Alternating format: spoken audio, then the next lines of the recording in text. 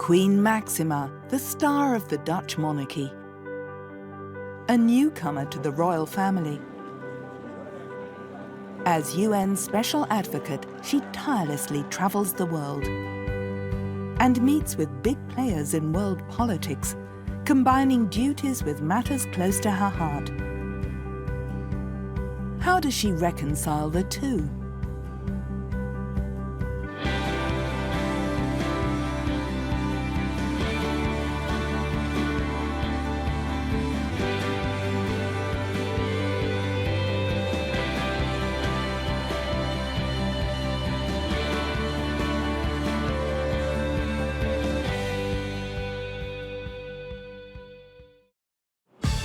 Bangladesh, July 2019.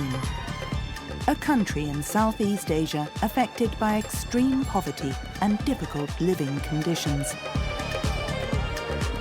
In the middle of monsoon season at 40 degrees with 90% humidity, Queen Maxima flies to the Gulf of Bengal as UN Special Advocate for Inclusive Finance for Development.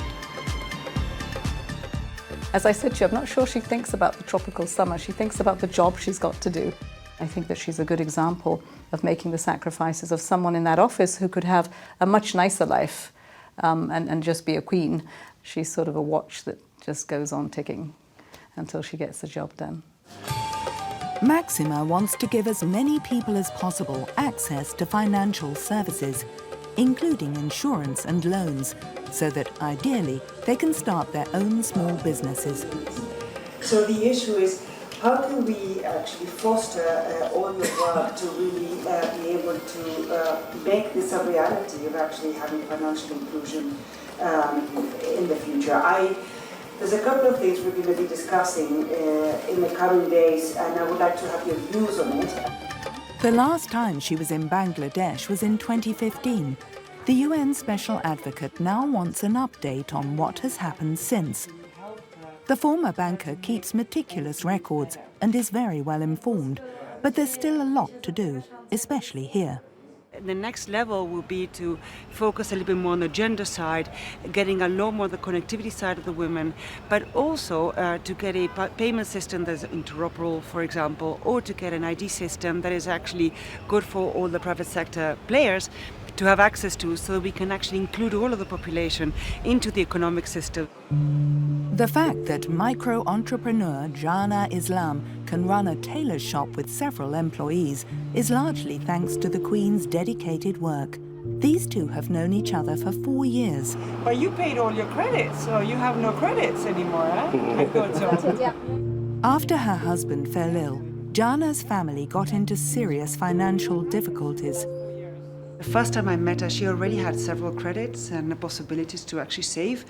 And with that, she had been able to set up a business of textile with 8 employees back then in 2015. Now I come back 4 years later. She has 16 employees.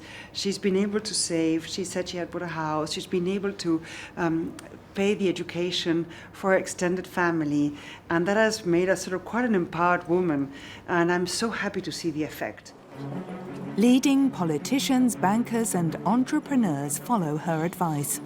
She believes in results in people's lives, and that drives her. So I think she's very focused, very passionate about what she does, and it's exciting because she's empowering women. She's bringing people into a space that they have been excluded for a long time, and that's empowerment and finance. Whether in the slums of Bangladesh or with Queen Elizabeth in Windsor Castle, Maxima knows what's expected of her. When Willem-Alexander is invested into the Order of the Garter, she respectfully hangs back. After all, it is her husband who is receiving the honour. At other times, she's in pride of place, like here beside the Queen at the Royal Ascot horse races. All eyes are always on her. Maxima has brought glamour to the Dutch royal family, and the King is well aware of just how precious she is. She means everything to me, my happiness at home, my children. I owe everything to her. She's my friend and my partner. She's a very special woman. I'm so happy that I met her and that she chose to share her life with me. They may be very close, But it's only the king who is the undisputed head of state in the Netherlands. The role of the monarch is set out in great detail in the constitution. But what about the duties and responsibilities of his wife, the Queen? Queens by marriage are not even mentioned in the Dutch constitution. Not a word is written about them. From a constitutional point of view, Maxima is nothing at all. The constitution only refers to the head of state, the king. So who decides what Maxima is allowed to do? Ja, dat is eigenlijk meer... It's sort of organised off the record, basically. That might sound a bit strange, but there are unspoken agreements. Afspraken die stilzwijgend plaatsvinden. Like Willem-Alexander, Maxima is also a member of the Council of State, a body which advises the government. But does Maxima really have a say? We shouldn't place too much importance on that role. Members of the royal family are in that council, but they have no voting rights. Maxima is allowed to listen and be informed, but not make decisions. She can't express political opinions either.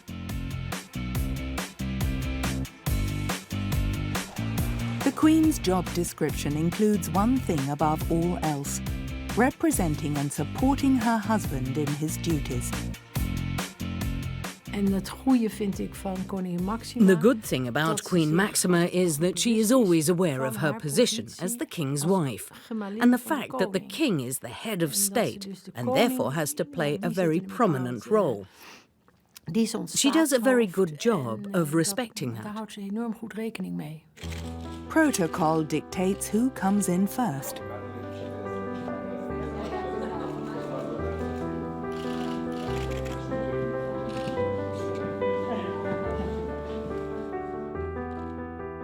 Maar ik vind wel, nu ze koningin is, dat ze, als ze samen op pad zijn... Since she became the Queen, she's literally been taking a step back whenever they're representing the country abroad. You also see her looking at the king very intently whenever he makes a speech. It's not about me, it's about my husband. I think that's very clever of her. Dat vind ik wel heel knap van haar. Every Monday, the King and Queen meet with their team of advisors. Appointments are made, projects and journeys discussed. The team makes suggestions, and the royal couple also give their own ideas. Ever since she became Crown Princess, Maxima has had a permanent advisor at her side, an extremely experienced business administrator and manager. Her personal advisor, Pin Zaya, has been very important to Maxima from the very beginning. All of Maxima's appointments, everything she does, it all goes through her. She's very well connected. She's a secret weapon, really, and unlike other people, you never see her. She's invisible, but at the same time, she's everywhere.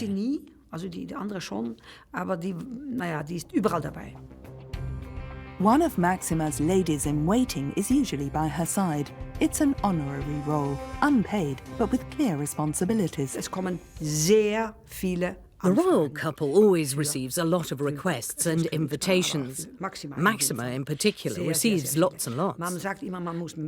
They say you have to plan at least half a year ahead. The ladies-in-waiting take a look at all the different requests and do the research and the preparations. And then they make recommendations. So the ladies-in-waiting have a sort of intermediary role.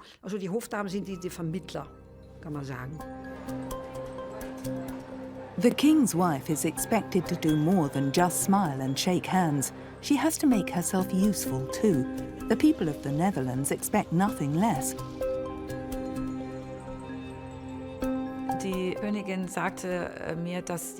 The Queen told me that she loves the fact that there is no typical working day for her.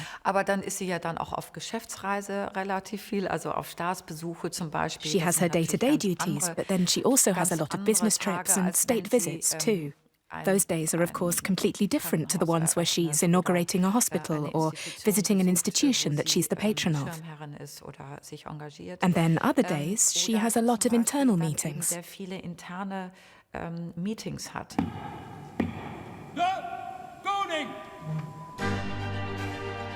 In 2013, Willem-Alexander becomes king, the first man on the throne in over 100 years, and Maxima becomes queen. Het was een buitengewone dag. It was an extraordinary day. It was a very special, once-in-a-lifetime experience. It was incredibly emotional. Maxima was very regal that day. She looked beautiful. Zag er prachtig uit. Amsterdam in party mode. The Dutch give their new king and queen a warm welcome. A royal duty has already been fulfilled by Maxima to secure the future of the monarchy. They have 3 daughters, Amalia, followed by Ariana and Alexia. Despite all her royal duties, Maxima never loses sight of her children's upbringing. She wants her daughters to have a childhood that is as normal as possible. I know they do a lot of things together. There's work time, and then there's family time. The weekends are important, they're sacred, and so are the holidays. Even queens are allowed to go on holiday. At a press conference in the summer, they announce familiar-sounding plans.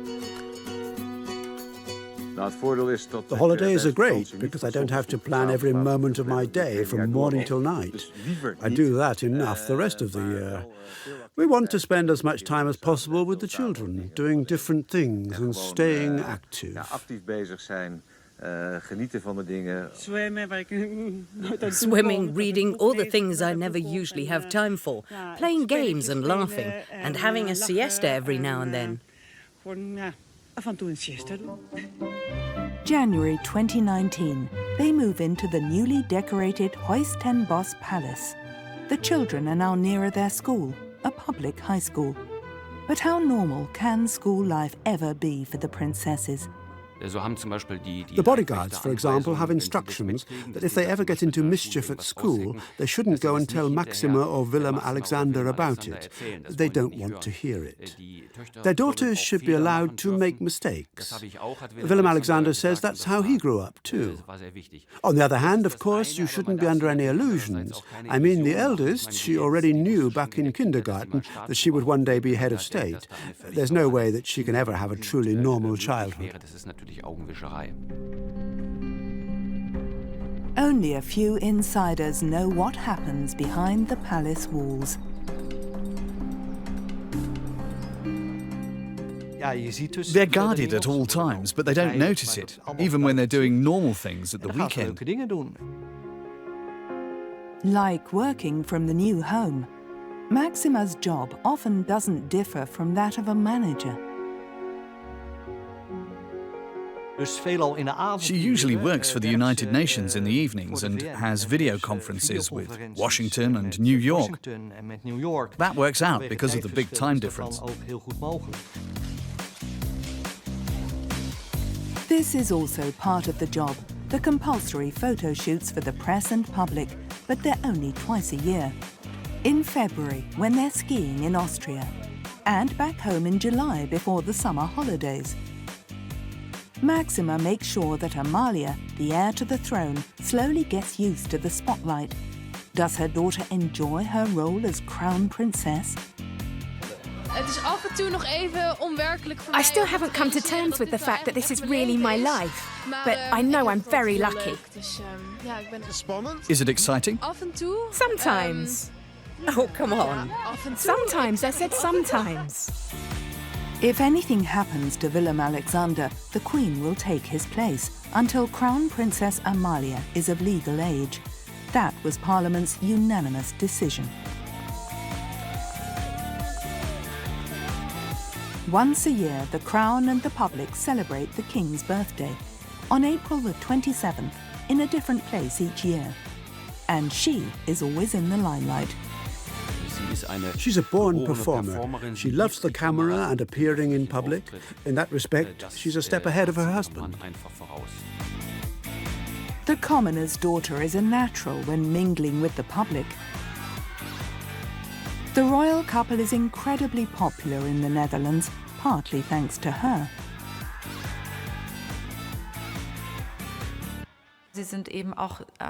They are very devoted to each other, and they support each other in what they do.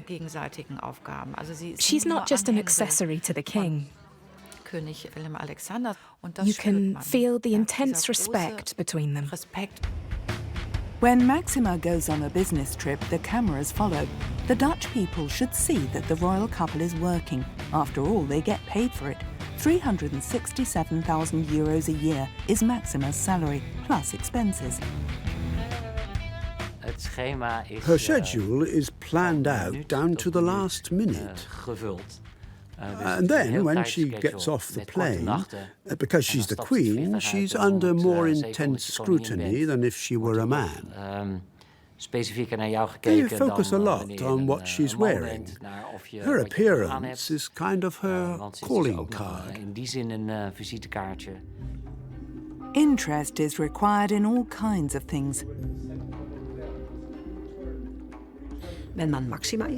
If you're Maxima or the king, then you are never alone. There are always so many people around, and you're the centre of attention. You always have to be on your guard. You can't go like this in your nose, or there'll be a photo of you like that. You have to be careful. The royal couple has paid more official visits to Germany than any other country. It's the Netherlands' most important trading partner. The presence of Maxima and Willem-Alexander is a form of royal marketing. It has an incredible influence. They are normally accompanied by a trade delegation. The king and queen open many important doors, doors which would otherwise remain closed to the Dutch economy and to Dutch culture. Their influence is incredibly valuable. Maxima's background in economics is useful to her in this regard. It's more about making new connections and networking than it is about signing deals. But those connections can lead to deals. Sometimes deals are even signed during an official visit. The presence of the royal couple makes it an even bigger event. The royal couple doesn't travel alone. A lady-in-waiting is always there to ensure everything runs smoothly.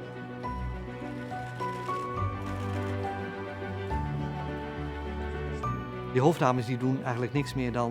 ladies-in-waiting are there to hold gifts or to hold her coat when it gets warm, or to give her a coat if it's cold. At receptions where Maxima talks to people, the lady-in-waiting keeps an eye on the time and says, "You have to continue and talk to this or that person now." The tight schedule doesn't allow time for delays. She is a bit of a perfectionist, and she's always very well prepared. If something goes wrong, not because of her, it's because of someone else. She can get very upset when that happens. Here to ensure that upsets are kept to a minimum, a lady-in-waiting and a highly decorated army officer. Their task is to look after the Queen. The price of prominence, the constant presence of security. Unperturbed, Maxima does her job.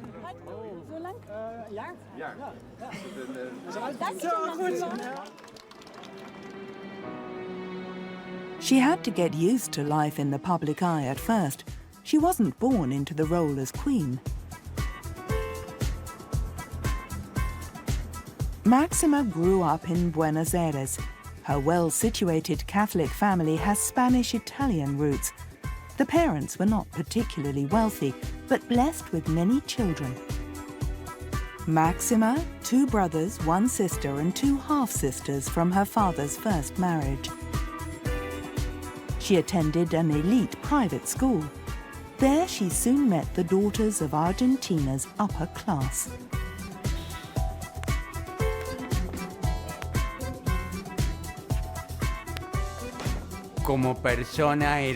She was a person with real integrity. full of love, and always there for anyone who needed her.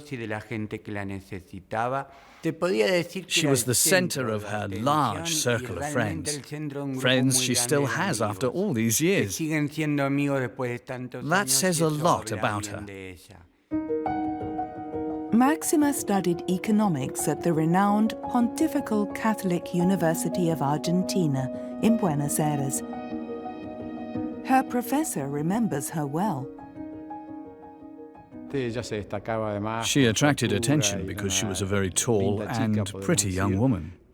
She was also very interested in economic and social issues. I remember the class that year as being one of the best I ever taught. She was definitely a good student, and I was a very demanding teacher. In the heart of Buenos Aires, one of the many slums in Argentina, mainly home to poor immigrants from neighboring countries. This is also the reality which Maxima grew up in. When I was 14 years old, I was brought up in Argentina, and I saw how hyperinflation and sometimes not the best macroeconomic situation brought people into poverty and took away the possibilities to include them economically and build a future for themselves. So from that moment on, I don't know, I decided to study economics, and probably with the ambition of becoming a minister of finance. I'm actually joking, but it was a little bit like that. I wanted to really help people to make a better life for themselves. Only a few kilometers away from the slums is the bank where she worked as a student.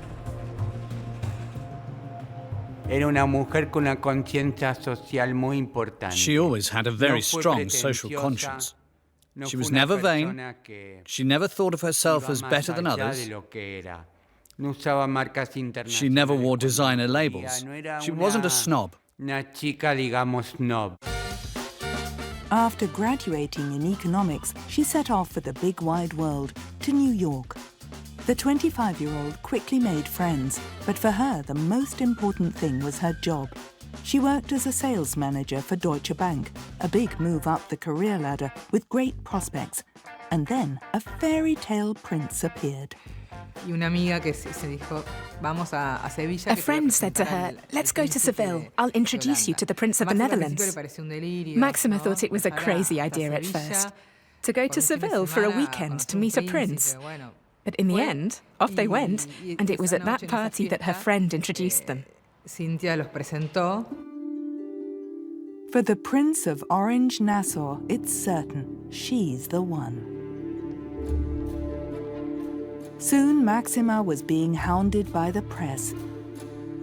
The Argentinian was a hit with the Crown Prince's parents too. The graduate banker seemed to have a flawless CV. Unlike that of her father, Jorge Sorreguieta was Secretary of State during the military junta of dictator Fidela.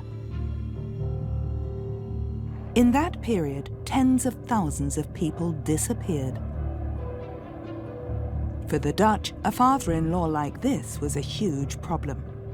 Willem Alexander's wedding plans triggered a domestic political crisis. Parliament had to approve the marriage. Some politicians wanted to put the Crown Prince to the vote, love or the throne. To make things worse, Willem Alexander tried to exonerate Maxima's father by quoting from a letter to the editor published in an Argentine newspaper, but it turned out the letter was written by ex-dictator Fidela himself. Shortly afterwards, on the day of their engagement, Willem Alexander and Maxima faced the press. I was at that press conference. They came in arm, and were all sitting there. The atmosphere was icy cold. Kind of like, go on, explain yourselves. Then the speech they had prepared. My father is willing not to attend our wedding, although that makes things difficult for my whole family. The crucial question: does the Crown Prince regret having quoted a dictator? I shouldn't have done that. That was stupid, wasn't it? That was a little stupid. She was very charming and she spoke Dutch. Everyone was amazed. I sat there feeling the atmosphere getting warmer and warmer until all of a sudden it was really hot and everyone was thrilled. She passed the test. Politicians didn't dare to thwart the couple's plans much longer. Parliament soon gave its long-awaited approval. The wedding could now go ahead. I met her again in New York before she got married. I thought she was very brave to marry a future king. But I had a good feeling because she has such a strong personality. I was sure that she would put her own stamp on her new life. On the 2nd of February 2002, Willem-Alexander led Maxima to the altar.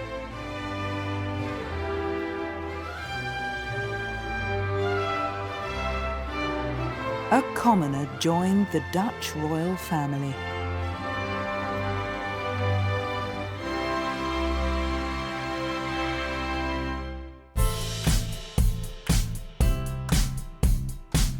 After the wedding, the Crown Princess went on tour to get to know the country and its people. Who are you then? I'm the Crown Prince's wife. Maxima? Yeah, Maxima, yeah. Yes, Maxima. You look different in the photos. Do I really look so different? Well, I'm a little bit pregnant. She arrived on the 7th of December 2003, the future heir to the throne. Her parents named her Amalia, like one of their famous ancestors. The name comes from here, the first Amalia in the history of the Orange-Nassau family. Braunfels Castle on the Lahn River. A powerful woman from a long time ago. I don't think it's pure coincidence that the future queen's name is Amalia. I think that there really is a direct connection. Our Amalia had so many positive qualities. It was certainly a good idea to consider naming the next queen after her.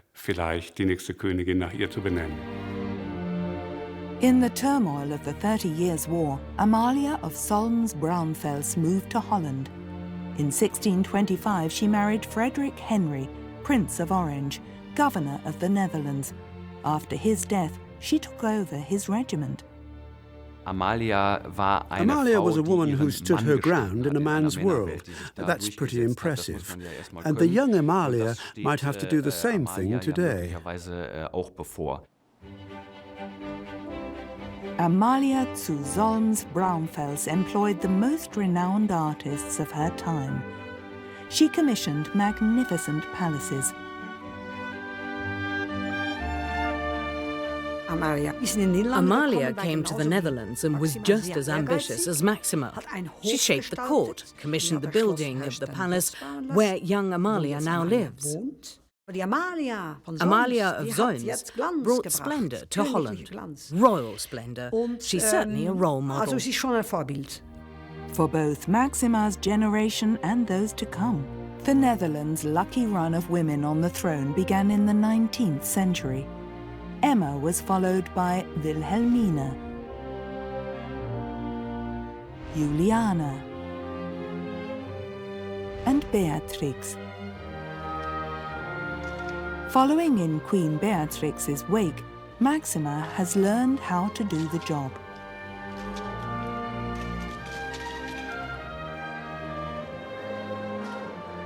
Königin Beatrix war sicher ein großes Vorbild für Queen Beatrix was definitely a huge role model for Maxima.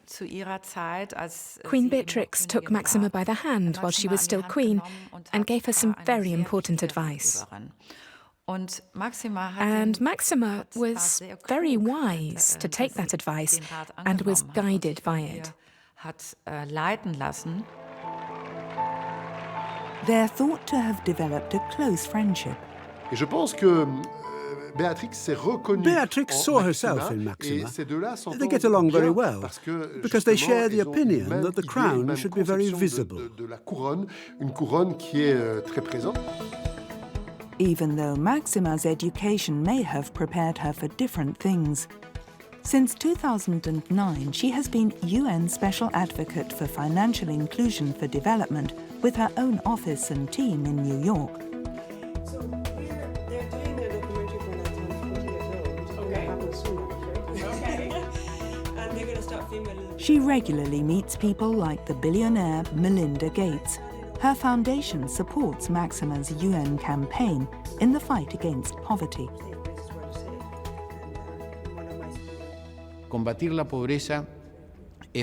Poverty reduction is one of the most important goals for many who work in economic and social issues. It's not just charity. It's also a way to achieve a more stable society. And Queen Maxima is very aware of that. I think it's great that she's so committed to this issue. She shows the rulers of the world in an exemplary way just how important the issue of poverty is. The former banker knows what to do, even in Bangladesh. As a UN Special Advocate, she carries out field research and checks the results of the measures taken. Thanks to modern technology, many people can now transfer money via mobile phone. Mobile phone companies offer microcredits, health insurance and savings accounts. Maxima's efforts are of impact. Half of Bangladesh's population now has access to financial services. 4 years ago, it was only a third. Actually happened in the last 4 years. Most of this increase has been because of mobile financial services. And that actually increased the gender gap. We used to have a gender gap, so the difference between men and women that actually had access to financial services was 9%, and now it's 29%. And why is that? Because not all the women actually have phones. I had a lady there who said, I'm getting a stipend, and I said, why are you not getting in your phone? She said, no, I don't have a phone, my husband has a phone. So digital inclusion for women is also extremely important issue. Maxima calls upon heads of state to act, demanding their support in the fight against poverty.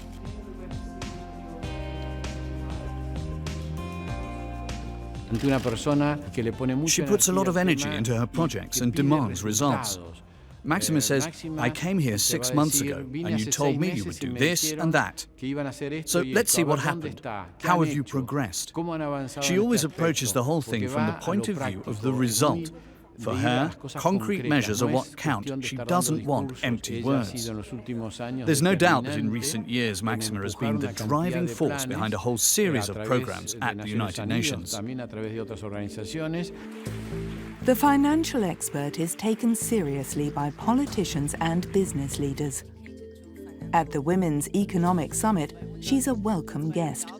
Ideally equipped for the job, she is a strong advocate of economic equality for women worldwide. Maxima is one of the most professional queens in Europe because she used to have a real professional career. Before she became queen, she was a real cosmopolitan. She speaks Spanish, English and Dutch, and she understands French quite well too. The Dutch constitution doesn't allow the wife of the king to interfere in politics. But where do politics actually begin? Maxima is a networker. Maxima is a natural networker. She always wants to meet as many people as quickly as possible. That's why she always goes to the World Economic Forum in Davos, Switzerland, where all the heads of state meet. Then she doesn't have to travel everywhere. She can go from room to talk to everyone. The annual spring meeting of the United Nations at the World Bank in Washington is also extremely important to her. At the G20 summit of heads of state and heads of government in Osaka, the Queen appears as a guest speaker. She calls for women's empowerment around the world in education and employment. Ladies and gentlemen, this is an issue that is as important for men as it is for women. And we need you all if we want to really achieve success. I'll count on your leadership, your example, and your determination. Thank you very much. Haar agenda is heel tight. She has a very busy schedule. I'm always surprised at how she can arrive in Indonesia, for example, in the morning, start work straight away, and then take a return flight the next evening. Then she'll arrive in the Netherlands in the morning and immediately head off somewhere else for another duty. It's so fast-paced, quite unbelievable. Tempo ligt gigantisch hoog. Dat is echt onvoorstelbaar. In 2018, a shock. Her sister Inés commits suicide. She was Princess Ariana's godmother. The Queen takes some time off and flies to Buenos Aires.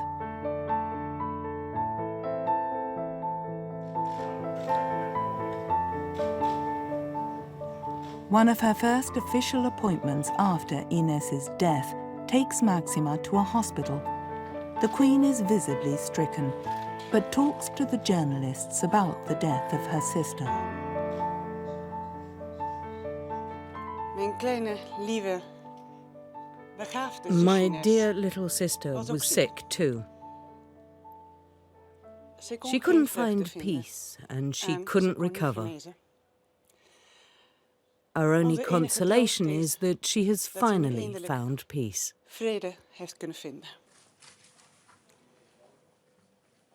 Ze zei, ik ga het van papier voorlezen, maar dat deed ze uiteindelijk niet. She wanted to read out her statement at first, but in the end she didn't. Ze maakte daarmee ook een That was very beetje brave, bespreekbaar. very human. Later is ze Later, nog she een keer visited a naar, suicide prevention project. zelfmoordpreventie geweest. Er heel veel Many mensen people in the Nederland Netherlands who suffer from depression lijden aan were depressie, touched by the presence of Queen geroerd Maxima. door de aanwezigheid van koningin Maxima. Depression is still a bit of a taboo, nog steeds een but the beetje Queen een has taboe made it a is, public issue. weer opnieuw door koningin Maxima onder de aandacht werd gebracht. Despite her grief, she continues her duties. Once again, the topic is finance. As honorary chairwoman of the platform Smarter in Money Matters, she encourages children to learn how to do just that. Some children find it hard to handle money.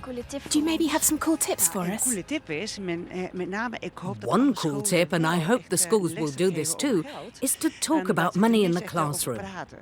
Er zijn heel veel Our websites website met alle has a lot of informatie, maar dat information moet you je should gewoon know. kennen. En dan moet je weten waar ze And it's zijn, also welke good to ze talk zijn. to your parents Dus about misschien it. praten met je ouders, praten You should op know about school the risks, en, even and that weten saving wat is de important. risico's en And you ja, should think sparen, hard sparen about voor what een you doel. want to Het lijkt spend mij your goed money om on. nadenken voor wat je geld uit wil geven. As an ex-banker and mother of 3 daughters, Maxima also wants to set an example when it comes to money matters. Dat vertelde Maxima dat ze Maxima said that afspraken she's made a hebben deal over with her geld, dus daughters dat ze, about zeg maar, een money. lijstje hebben waar, They have a sort of list of things that they pay for dingetjes op staan wat themselves, hun moeten betalen and another en wat list that Maxima Maxima and King Alexander koning pay. Alexander moeten betalen, zeg maar. In the Netherlands too, many households are in debt. Ihr ist dieser Umgang mit Geld so wichtig, weil sie sagt, She indem believes man that mit den money Kindern management anfängt, is an important cause because by focusing on the children, teaching them how to set up a savings account, what happens with interest and how to invest, you don't only reach the children, you actually reach the adults lernen, too. mit Geld umzugehen, sondern dann auch die Erwachsenen. And yet another important lesson, this time with sound and movement. In the Netherlands, schools hardly offer any music tuition. For Maxima, that simply won't do. Dat heb ik absoluut gemerkt. She comes from a country where you grow up surrounded by music and dance, a country with a fiery temperament. It's great that she's using her own experiences to pass on her enthusiasm and joy for music to all of the children in the Netherlands. En plezier te geven in de muziek. Van muziek maken houdt ze. She loves music. I know that she loves to sing. Heel vroeger speelde ze zelf. She used to play the guitar herself, and now she wants every child in the Netherlands, every primary school pupil in school, to have music lessons. Muziekles moet krijgen op school. Because that enriches their lives and encourages creativity. En dat zorgt voor een bepaalde creativiteit. Maxima is also honorary chairperson of the foundation More Music in the Classroom.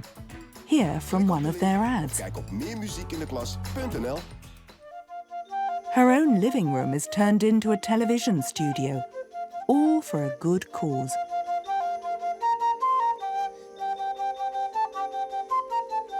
Bravo! Well done. Welkom. Dat is... Welcome. That's supercalifragilisticexpialidocious. Vond ik altijd zo moeilijk om Can you say that? Ja, ik ook. Ken je het ook? Nee, No, I kan can't. niet uitspreken. But you can definitely play and very well too. En nu in 5 In jaar 5 years, we have reached about 30 to 35% of all children in the Netherlands. They receive a good quality music class at least once a week between the ages of 4 and 12. The Orange Fund helps Maxima to support certain projects. Financed from the proceeds of the state lottery, it supports socially disadvantaged groups. The royal couple was named its patrons as a wedding present. Het is leuk om te vertellen dat ze... They regularly visit organizations, usually once a month, sometimes more often. Meegaan om organisaties They want te to get to know the volunteers who are working so hard, and also to hear the stories of those who are receiving that help. Maar ook met mensen die geholpen worden, om hun verhaal te horen. There are two very special people visiting us today. Welcome the King and the Queen. De koning en de koningin. The monarchy is good at surprises.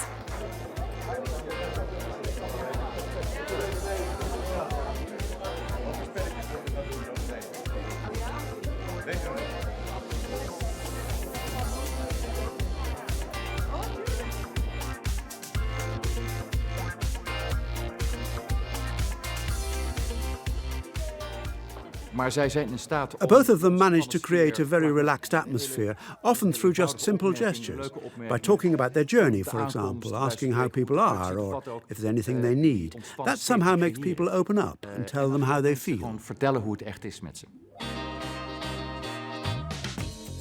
Once a year, the Orange Fund organises a volunteer day with the motto, Holland lends a hand. Together, the Crown and the public devote time to special causes.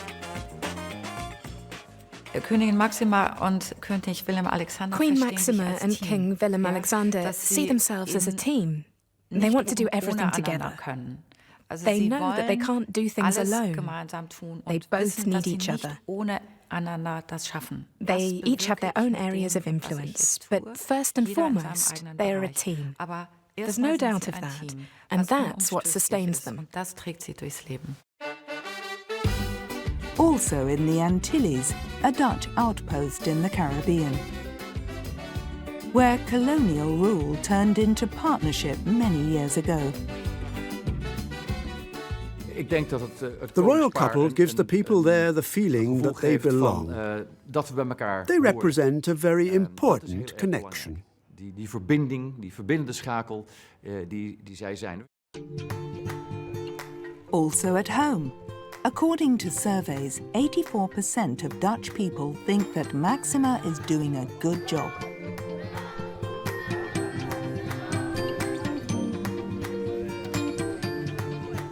Die Maxima hat Maxima is very ambitious, and I mean that in a good way. She needs that ambition to be successful in her role.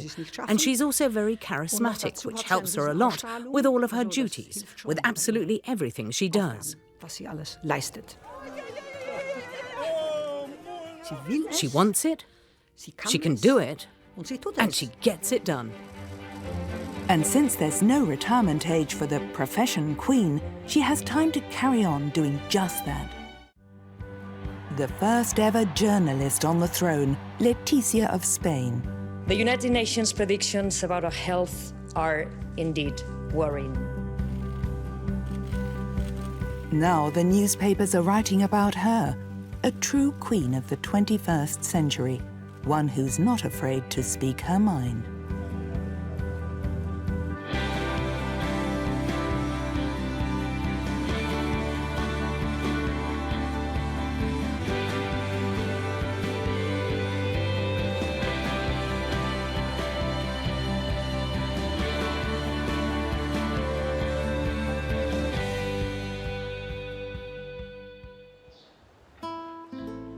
The Zarzuela Palace on the outskirts of Madrid, a sort of corporate office for the Spanish royal family.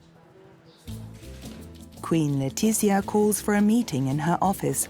Today they're preparing for a trip to Mozambique. 6 weeks after the devastating Hurricane Idai left hunger, disease, and hundreds of dead in its wake, she's paying the African country a visit on behalf of the government. The Queen and the Development Agency work out the details together.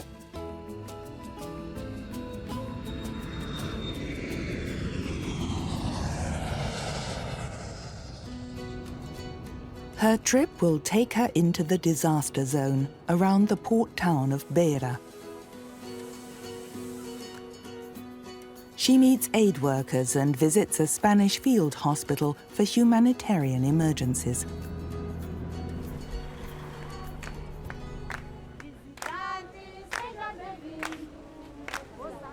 Following in her wake, a troupe of journalists. She might be a media favorite herself, but she's actually here to draw attention to something else.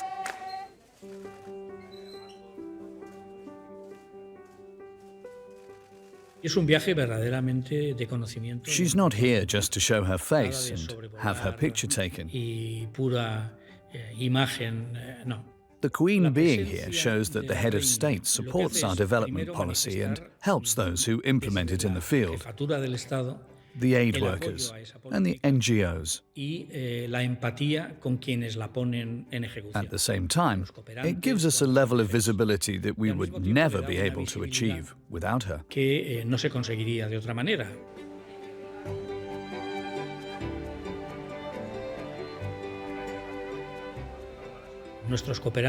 For our aid workers, the visit is a show of affection, solidarity and support, and she gives them guidance too.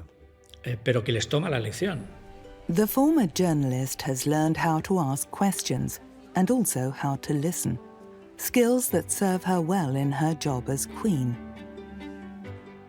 Entonces ha sido realmente una trayectoria muy. She's had a really interesting career. She's a woman who carries out her role and also understands the influence that she has in certain areas. This is why we like to involve her as much as possible. She knows where she can make an impact. Así que lo usamos al máximo posible. In one of the oldest royal houses, and once the most powerful, on special occasions, the Spanish monarchy pulls out all the stops.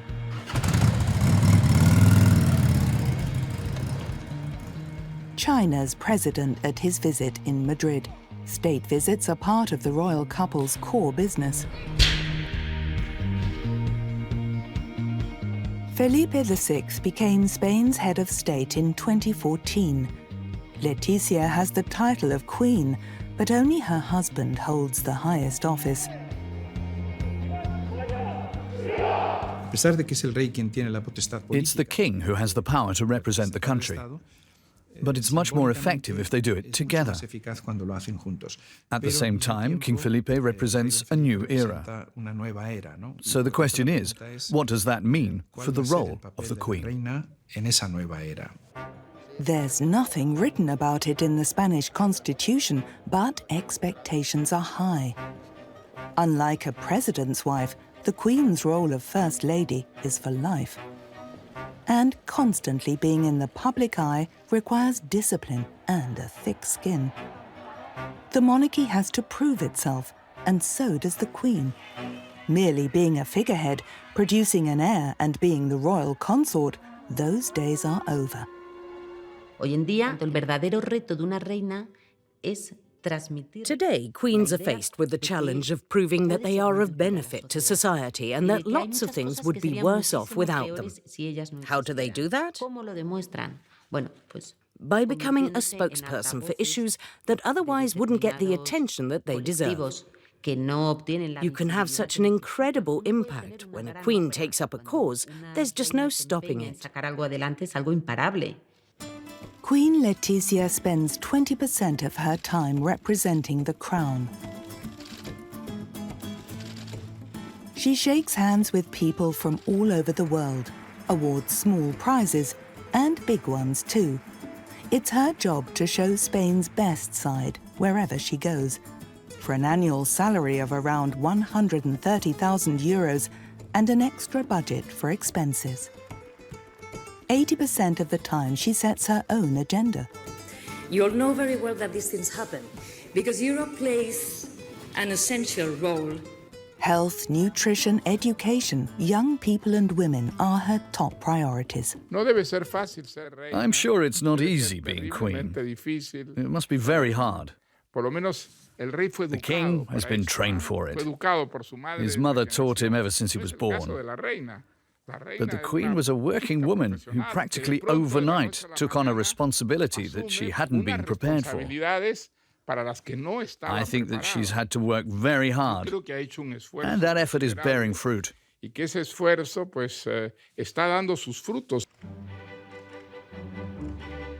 In private, the king and queen are an equal couple, a pretty normal family. A morning at home with the Bourbons. The daughters have to go to school, the parents to the office.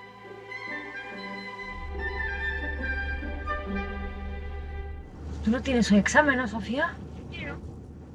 Qué suerte. For Letizia, too, it's a daily struggle to find the balance between work and family. Y además es algo que habla mucho en conversaciones privadas. She talks a lot about that in private. She also asks journalists how they manage to find that balance. Her daughters spend most of the day at school. Then the Queen has time for office work in the Zarzuela Palace, correspondence, preparing speeches, checking invitations, carrying out appointments and preparing documents. Her royal role calls for political restraint, but at the Woman Award in 2015, an award ceremony for strong women, she called out certain shortcomings: illiteracy, child marriage, domestic violence, unequal opportunities, the gender pay gap.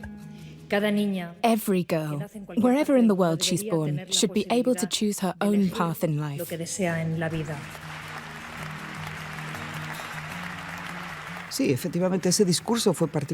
That was a groundbreaking statement. She's a European queen, a modern queen, who has the courage to speak her mind. She says, "We know what's going on in the world and that a lot of it is completely unacceptable. And we're going to do something about it." Is the Queen overstepping the line? She has to tread carefully and can't get involved in politics, but she can send out signals.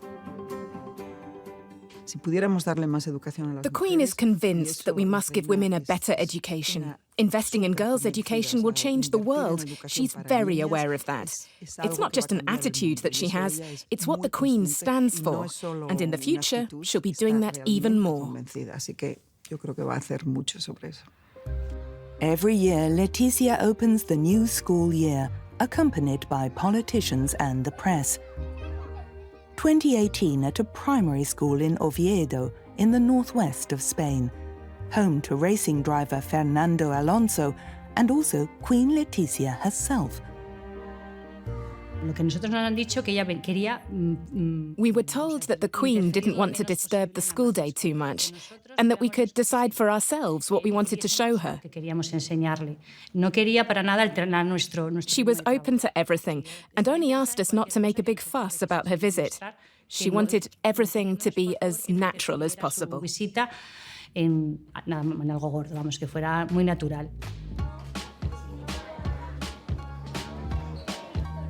It's not that easy.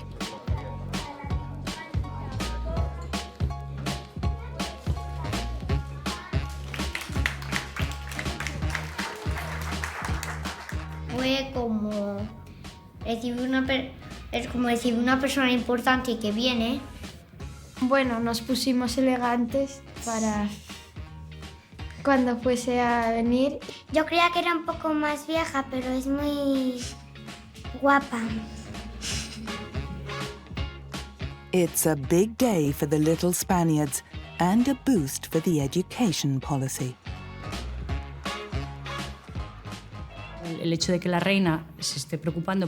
The fact that the Queen cares about education means that the official authorities also have to care about it. Her interest kind of paves the way. She has the Minister of Education in tow, and she's only here because the Queen is here. She puts the subject on the agenda, and if we get more financial support thanks to the Queen and the ministers and all of that, then the visit has done what it was meant to do. Letizia, a middle-class girl, also benefited from a good education. She seems to have been born with the journalist gene. Her father and grandmother are well-known greats on Asturian radio.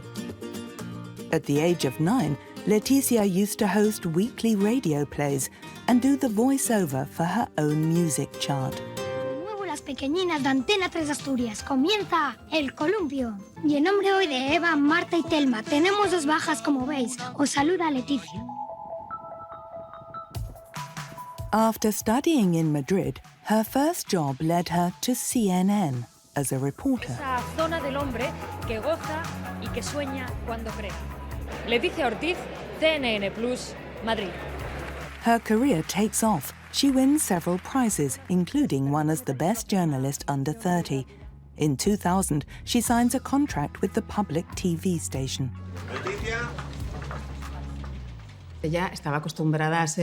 She was an all-purpose journalist, one who was always available and willing to travel to any country to report on crises and any other events. She was completely independent, and it can't be easy for someone like that to become part of the royal family and to have to adhere to protocol. It was difficult for her to adapt and to give up her freedoms. Costó un esfuerzo, sobre todo costó renunciar a tu libertad. But for now, she doesn't tell anyone that her life is about to change completely. As presenter of the country's main news show, almost everyone knows her face, but no one knows what's going on behind the scenes. There was only one thing I noticed back then. She would come into the office looking a little fancier than normal. Before that, she used to wear jeans. She was always well-dressed, but casual. And then that summer, I also saw her wearing dresses. I was a bit surprised by that, but that was all. We had no idea that she was with the Crown Prince.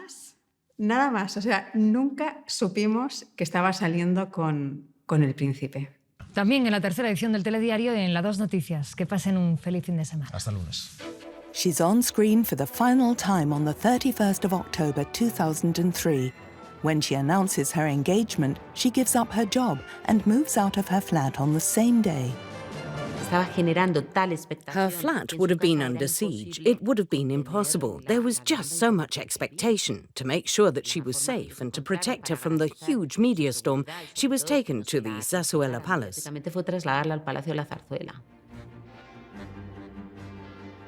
May the 22nd, 2004, the journalist Letizia Ortiz becomes the Crown Princess of Spain.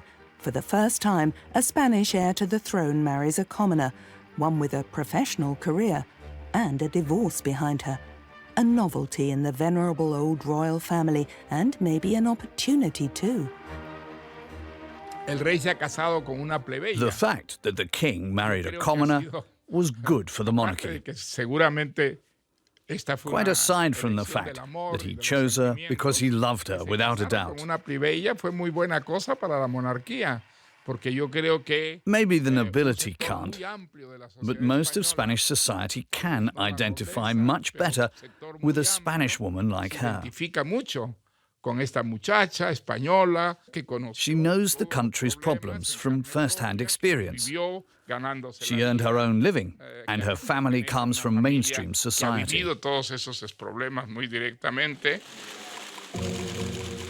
But her role reversal has been the subject of a heated debate. Ironically, the media has become her fiercest opponent. Every step is scrutinized. Her background, clothing and character are the subject of countless reports and speculations. Es un tópico horroroso. Perhaps it's just terrible prejudice to say that jealousy is the strongest feeling that exists in Spain. Que existe, ¿no? But part of the rejection that she's facing now probably does have to do with jealousy. People are especially critical and demanding of the Queen because she doesn't belong to the Spanish aristocracy or to a European royal family. You might expect the public to be more tolerant for that very reason, more yielding and more compassionate when it comes to mistakes and slip-ups. But far from it.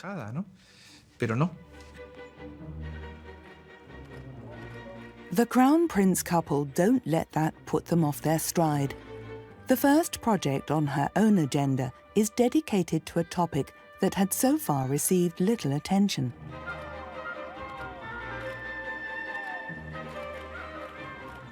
I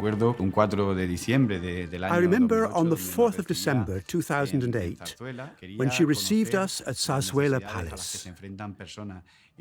She asked us about the needs of people and families living with rare diseases in Spain. The person we met was very warm and a wonderful listener. She made us feel like she wanted to know everything. She was by our side to listen to our problems, and she wanted to try to help. There are over 7,000 known so-called rare diseases affecting 3 million Spaniards and 350 million people worldwide.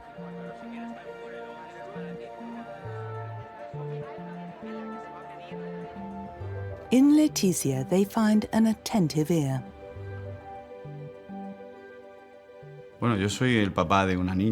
I myself am the father of a girl who was diagnosed with one of those rare diseases. With the Queen at our side, we've managed to change society. 10 years ago, the topic simply wasn't talked about. The sick were invisible. But the Queen has given them a face. The topic of rare diseases has been pushed right up the political agenda thanks to her. Her opinion counts. Dear friends, dear geniuses, there are many reasons why I consider myself lucky to be here today. One of them is that I can ask for things. For example, to ask public institutions, companies and the media never to forget what it means to have a rare disease that is difficult to diagnose. This attention, this lasting, genuine, effective commitment is what we owe to the sick and to those who have passed away. Like Celia. Bueno, pero Celia, mi hija tuvo la oportunidad también de conocer a Su Majestad la Reina. Celia had the chance to meet the Queen, but my daughter couldn't speak. For me and for all of my relatives, her compassion meant a lot. The people who meet Letizia in person always mention the warmth of her personality. The public's view, however, is very different. She's constantly compared to her mother-in-law. Even today, Queen Sofia is still the most popular member of the royal family. It almost makes you forget that at the beginning, Spain didn't give her an easy time either. Yo creo que en el caso de Doña Sofía, ella se ganó. Queen Sofia has won Spain's affections. Appearance by appearance, journey by journey, gesture by gesture. But it was actually many years before the public recognized her and before she found that place where she could be of service to society. As a princess of Greece and Denmark, Sofia was considered a natural candidate for the role of queen. She had to prove herself as mother of the nation in difficult times and national emergencies.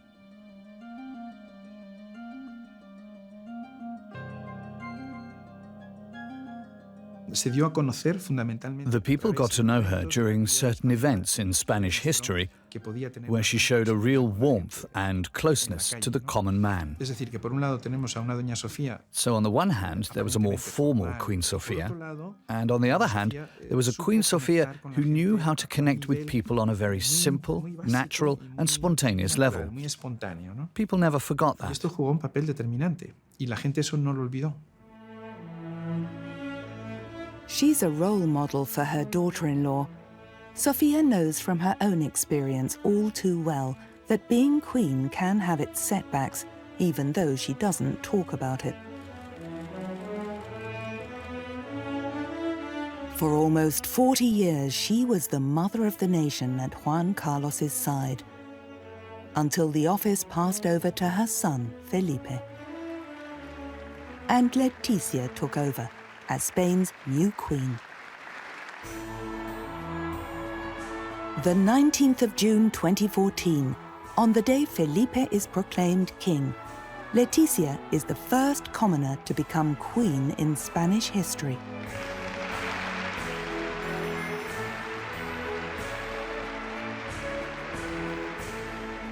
Felipe announces that he stands for a new monarchy in a new age. Una monarquía renovada para un tiempo nuevo. With this woman at his side, he seems to be on the right course. Yo creo que su profesión anterior también.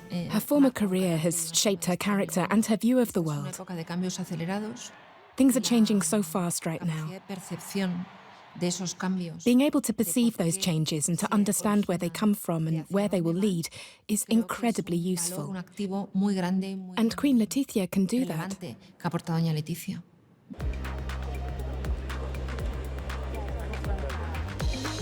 Felipe and Letizia have been in office since 2014. A new monarchy needs to tackle new issues. Digitalization, equal rights and climate change are now royal issues too. Muy buenas tardes, les habla el rey. There's also a new generation that demands to be recognized. A foundation set up by Catalan entrepreneurs aims to improve educational and career opportunities for young people. I was working with the foundation when they were still prince and princess. They spent 2 days with the young people, helping, motivating and inspiring them. Now they're the king and queen, they have a very busy schedule. But we still know we can count on them, and that's an extra motivation for these young people. Su Majestad, la Reina. A royal appearance in the midst of a tricky situation. Almost a third of Spain's young people can't find a job. The foundation can at least give a helping hand to a few thousand kids and young entrepreneurs, and there's even a prize too. All the Queen can do is to offer her support. The Queen being there was a very big deal for me. Getting that kind of recognition gives me the incentive to carry on working. Entrepreneurship always has its ups and downs, but that encourages me to keep on going. Letizia wants to decide for herself which causes to promote. Politics isn't part of her job description, but her choices have consequences. It's a cause that the government didn't see as very important, so I never imagined that the Queen would be interested. We are a small organisation. We do many great things, but we are very small. The organisation we are talking about advocates for the protection and reintegration of prostitutes. Spain has the third highest rate of prostitution in the world. Exploitation and slavery are also big issues. The Queen immediately understood how she could help us. She worked out where things were missing. It was great. With her as our ambassador, we would be able to reach a level that would never be possible just through our own campaigns. We want her on our side. We want her to carry on working for us, especially given her very clear stance on the issue of human trafficking. De lucha contra la trata con este posicionamiento claro. The King supports Letizia's work, and the government has found in her an advocate for a state pact against gender-based violence. In November 2019, Letizia is awarded a prize by the General Council of the Judiciary.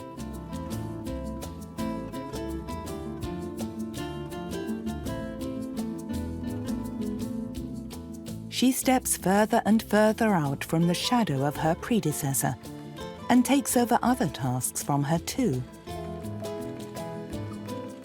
Les voy a contar una cosa que me dijo la reina Sofía hace muchos años. I'd like to tell you about a conversation that I had with Queen Sophia many years ago. She spoke to me in that way that she has when she's not standing in front of a microphone. So precise and so perfect, full of love and honesty, just the way she is. Mira, Letizia, yo hago muchas cosas, pero sin duda hay una iniciativa que me ha hecho digna. The gradual handover from queen to queen seems to be going smoothly. Imagínense con qué respeto. Perhaps you can imagine the respect, joy, dedication and interest that I feel to be assuming Queen Sophia's honorary presidency of the Foundation Against Drug Addiction. De ayuda contra la drogadicción. But not all of the images of mother-in-law and daughter-in-law show harmony between the two. Mallorca in April 2018. Just like every year, the royal family visits the Easter service in Palma. Standing in front of the cameras, Queen Letizia blocks the way when her mother-in-law tries to pose for a photo with her granddaughters. Se olvidó. De repente, por una fracción, por un segundo, she forgot for a split second who she was. She made a mistake. Se equivocó. A queen always has to be aware of her role. That's what's expected of her. But the whole thing got really out of hand. The media pounces on the incident. There is talk of brutality and aggression in the newspapers at home and abroad. Letizia had shown her true colours. And social media is even more ruthless. Es una escena que no fue afortunada para ella, ni mucho menos. It was a really unfortunate moment for her. But the way she was treated in the media, the amount of ink wasted in the newspapers, the tweets, it was completely out of proportion. Creo que fue excesivo. The new monarchy feels the force of the new media. Sí, sí le duele, sí. Of course she was upset. That's only normal. Cualquiera en nuestro trabajo. Imagine if you make a mistake at work or in your relationship. You say something you shouldn't have said, and you immediately regret it. Siempre te sientes, ay, no tenía que haber. It was just the same for her. Ya, lo mismo. She's only human. The Queen learns that even the smallest gestures count and that they transmit a message. En esta época dominada por las redes sociales, in an age dominated by social networks, every move you make, every outfit, every glance is immediately subject to fierce scrutiny. Inmisericorde, de hecho, ¿no? It's ruthless. The Queen is actually exposed to a kind of media pressure that didn't exist with Queen Sofia. Jamás fue sometida, ¿no? And frankly, I don't know how long anyone can put up with it. Es sostenible en el tiempo. In the Italian capital, the red carpet is rolled out for the Queen of Spain. Politicians and officials from all over the world meet in Rome for World Food Day. Letizia, Special Ambassador to the Food and Agriculture Organization, the FAO, makes a clear statement. Su Majestad, Dona Letizia, Reina de España. The United Nations predictions about our health are indeed worrying. Every action counts. Every intervention is important. We have the opportunity to improve the lives of millions of people. Thank you very much. The visit to Rome is a perfect example of the profession queen. 11 o'clock, visit to the Royal Academy of Spain and photo session with recipients of the Art Scholarship. 11:30, welcoming by the director and guided tour through a current exhibition. 12 o'clock, conversation with scholarship recipients and photo session with staff. 1 o'clock, return to World Food Day and lunch without the presence of the media.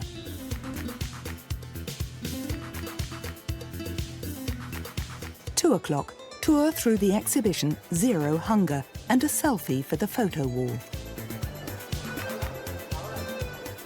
3 o'clock, visit to the panel discussion involving people in solutions for the planet.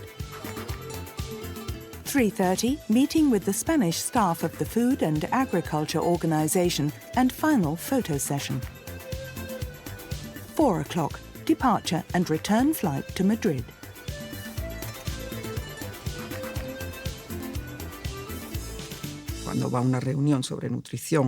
When she goes to a meeting, whether it's about nutrition, the environment, or air pollution, her being there reinforces the importance of the event. It raises the level. She understands the topics, and sometimes, just like a journalist, she asks us really tricky questions. Even when a powerful president thwarts the goals she's fighting for, she has to smile when he sends an invitation. It's in the national interest.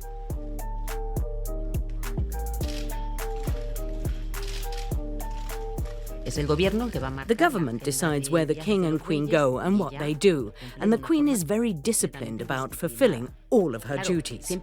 You're always going to get on with certain people better than others. That's only natural. But she always remains professional. Behind closed doors, you might notice that she likes certain people more than others. But when it comes to representing the country, she's very careful to always behave impeccably. And that also means following old traditions, sometimes being more the king's consort than a queen, and simply cutting a good figure at her husband's side.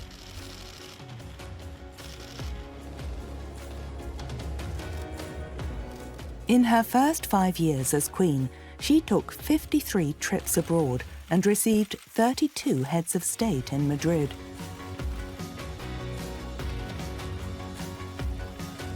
Her impressive diamond jewellery dates from the turn of the century. At that time, jewels were even more important. They were considered an asset. They weren't just an expense, quite the opposite. They were an investment, an heirloom, something that would always remain with the crown. Spain at the start of the 20th century. Their last colonies have been lost. The country's development lags behind. The magnificent buildings erected by Spain's rulers are the only reminders of the strength of the former world power. The marriage of King Alfonso XIII to the British Princess Victoria Eugenia was to mark the promising start of a new era. He gave her the legendary Fleur de Lis tiara, which is now worn by Letizia. In the royal household, it was called La Buena. It's the most important and the most special tiara that belongs to the royal house. And best of all, it is still in fashion today. Nevertheless, Victoria Eugenia was never happy in her new home. Women, including the Queen, didn't have much of a say in Spain at that time. And while the king revealed himself to be quite a playboy, she suffered under the rigid structures at the royal court. The couple grew apart. It was because of their clash of cultures, to some extent, and their very different ways of life. King Alfonso had many virtues, but many vices too. And Spanish society, including the aristocracy, was very insular. I think that Spanish aristocratic life was simply too claustrophobic for Queen Victoria Eugenia. resultó muy claustrofóbica. Victoria Eugenia outlived her husband by almost 3 decades. He left her a huge mountain of treasure. They said that each time he had an affair, he gave her a piece of jewellery. Victoria Eugenia ordered that these jewels were only ever to be worn by a queen. One of them is the Fleur de Lis tiara. Letizia is the first really happily married queen to ever have worn it. Yet another royal symbol that is changing with the times, on the head of a queen who is her husband's equal. The monarch's Christmas speech is the only one written independently by the royal house. Buenos días. The whole family is involved in organizing it. Buenos días.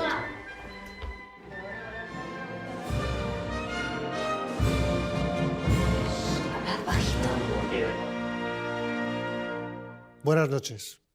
Good evening. I'm here to wish you all a Merry Christmas. And together with the Queen, the Princess of Asturias and the Infanta Sofia, send you our best wishes for the new year.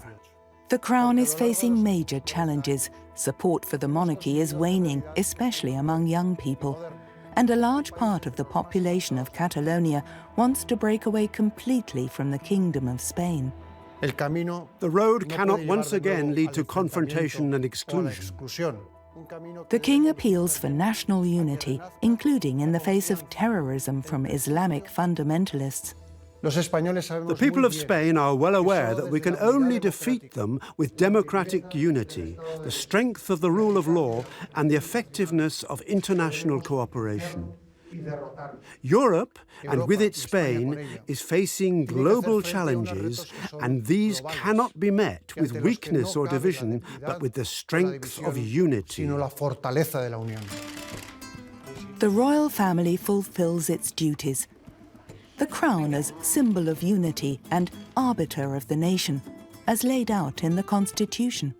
El problema número uno de España es la unidad del país. Spain's main problem is maintaining its unity. Que de alguna manera está por encima. The fact that there is an institution that rises above disputes and divisions and acts for society as a whole, that helps to remind us of the values of the Constitution. Their daughters will live by those same values.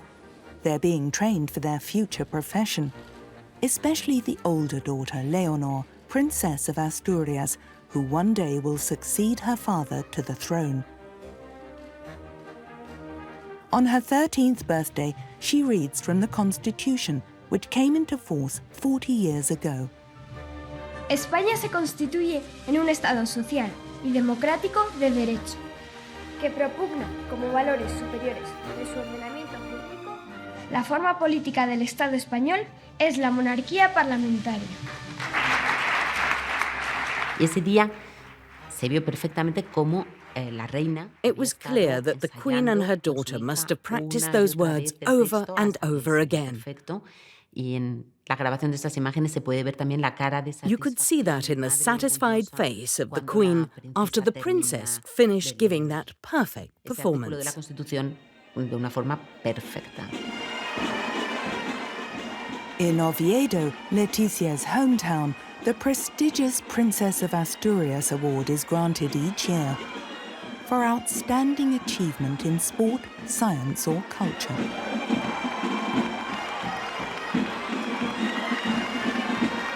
It's a place that Letizia, together with her husband, is always happy to revisit. Their presence and their support are crucial to this prize. The Queen has a very special relationship with it. Firstly, because she's from Asturias, but also because she's a journalist who reported on the award ceremony herself. And she's the Queen of Spain and mother of the Princess of Asturias. It's an unbeatable combination. In 2018, one of Letizia's dreams comes true. She meets one of the award winners, someone she admires, for a one-to-one meeting. Oscar winner Martin Scorsese. Now it's the veteran filmmaker's turn to be the center of attention. Pues yo creo que fue un encuentro de una cinéfila. It was a meeting between a film fan and a film legend. When we entered the room, everyone started to clap. And she did the same thing. She started clapping. She really enjoyed it. She was hanging on his every word. She's a huge film buff. Una cinéfila. The express train between Madrid and Valladolid. Travelling in the first-class carriage, the Queen, her closest employee, and a member of the government. Valladolid was once the capital of the Spanish Empire. Today, it's the location of an international film festival. Letizia is once again using her influence to support a niche project. There's no sign of blockbusters or red carpets here. The Queen loves art house films, like the classic silent film Safety Last, accompanied by a live orchestra. Efectivamente, ella es una mujer muy bien leída, es una mujer culta. She's a very educated woman with political expertise and a lot of understanding for current trends. I feel like she conveys opinions to the king that might not reach him otherwise. And he can share his worries and hopes with her. Together they are one. They work as a unit. According to a recent survey, support for the monarchy is back up to 62% in Spain. In 2014, less than half of the country were in favour of the royal family. They're a modern couple. They're professionals. They understand society well. They represent a modern Spain and want to deliver what people expect of them. Letizia in particular has learned how it feels to be under close scrutiny. I hope that she'll continue to fight for what she stands for. She can give a voice to people who might not otherwise be heard. I believe that that's what she wants to do. And if they'll let her, she'll do it with all her heart. Profession Queen. It's a job for life, that's for sure.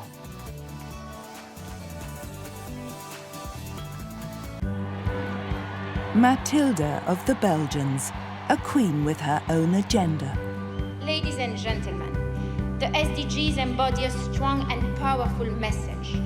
Hope for our common future. That's what she's fighting for, both at home and abroad, and she does it with all her heart.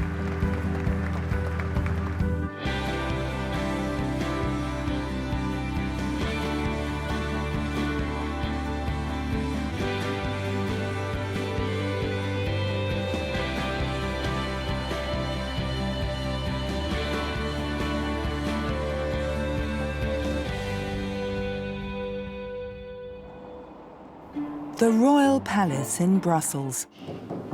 Oui? The Queen's office.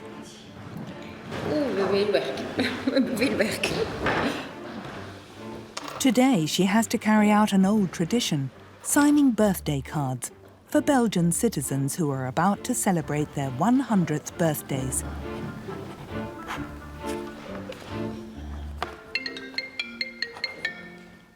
Dat is een kleine ding.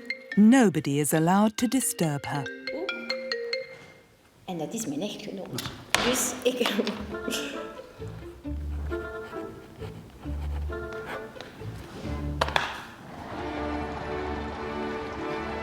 Mathilde has been the mother of the nation, First Lady of Belgium, since 2013. A touch of glamour is part of the job, but what else can the people expect of their queen? There's nothing written about it in the Belgian constitution. She is the queen of the Belgians. She's not the queen of Belgium, she's the queen of the Belgians, and I think that a lot of people see it that way, and I think that she plays that role. Modern royalty is not just about the title and about the looks, it's also about what do you bring to the table. The castle of Laeken, the residence of the royal family. Preparations are underway for the banquet. It's the first state visit from a French president in 47 years. Oui, Monsieur Macron. As the lady of the house, she takes care of the details, offering encouragement to the hotel management trainees. Bonne chance à vous. Good luck. I'm sure it will be wonderful. Let's do our best to show the French what we Belgians are capable of. Mathilde a cette ambition de la perfection. Mathilde is a total perfectionist. She demands a lot from herself, but also from others. Her staff, for example. She expects them to demonstrate just as much dedication and professionalism as she does from herself. Conscience professionnelle qu'elle peut en avoir elle-même. In the evening, everything goes like clockwork. State visits are seen as an expression of friendly relations between countries. And images like this show just what it means for a country to be represented by a king and a queen. It's a kind of job for which there is not very much of a previous experience or anything comparable to do. You go and work with what you have, but I don't think there is that there was any precise job description.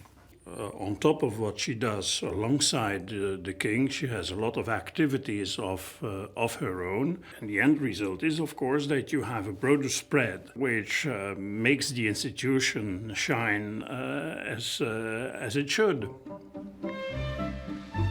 A modern monarchy requires teamwork. But Philippe is the one who is king. He's the country's #1, albeit without any political power.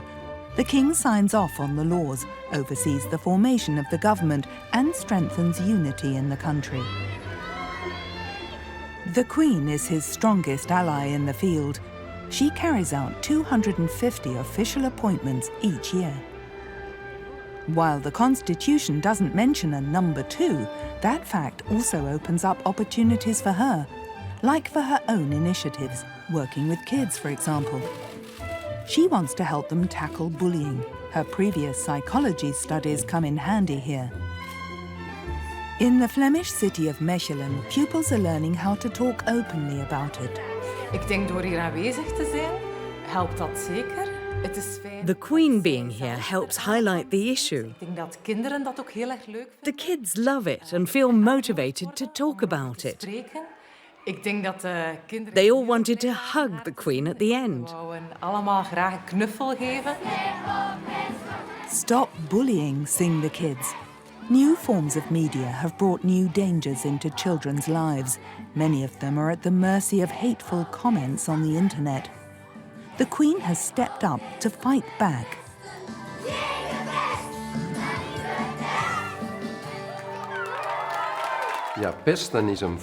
Bullying is an important issue. The Queen understands the trauma that can arise as a result because she has a special understanding for the children affected and because she's interested in their mental health. Bullying can have dramatic consequences, even including suicide among young people. Tot en met zelfdoding van jongeren. Vous les jeunes, vous êtes souvent... You young people spend a lot of time online. On Facebook, the Queen's first video message, Mathilde appeals to the children in their own language and calls for mutual respect. Internet bullying, it's really uncool. It's a sensitive issue. The royal family isn't actually allowed to express itself without the backing of the government. So when the Queen speaks to the public like this, everyone knows, oh, this is something really special. Davos in Switzerland, the annual venue of the World Economic Forum.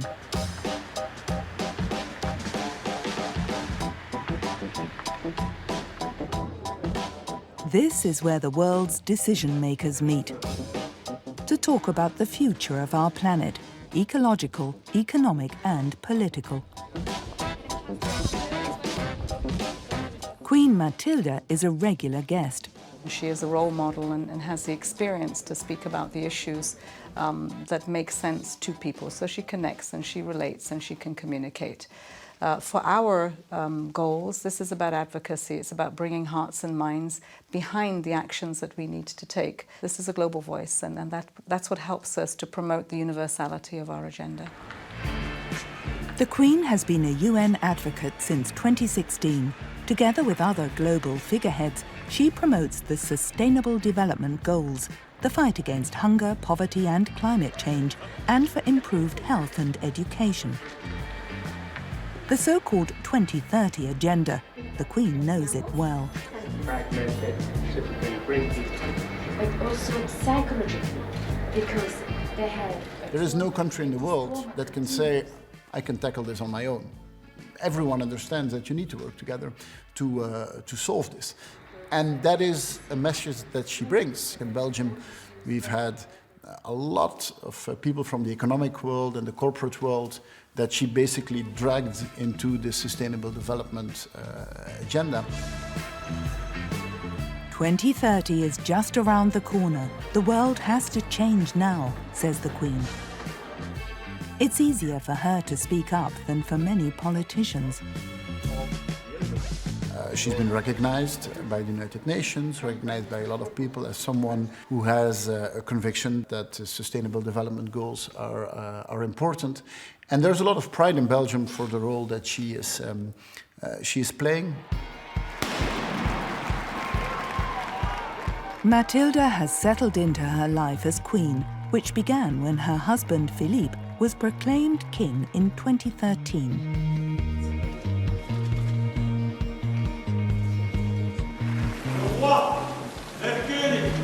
He's head of state to 11 million Belgians and German-speaking ones. Ich schwöre, die Unabhängigkeit des Landes zu erhalten und die Unversehrtheit des Staatsgebietes zu wahren.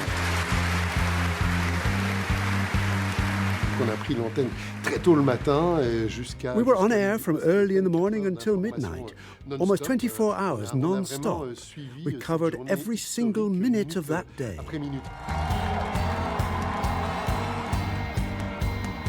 Of course, it was the king who ascended the throne, but always with Mathilde at his side.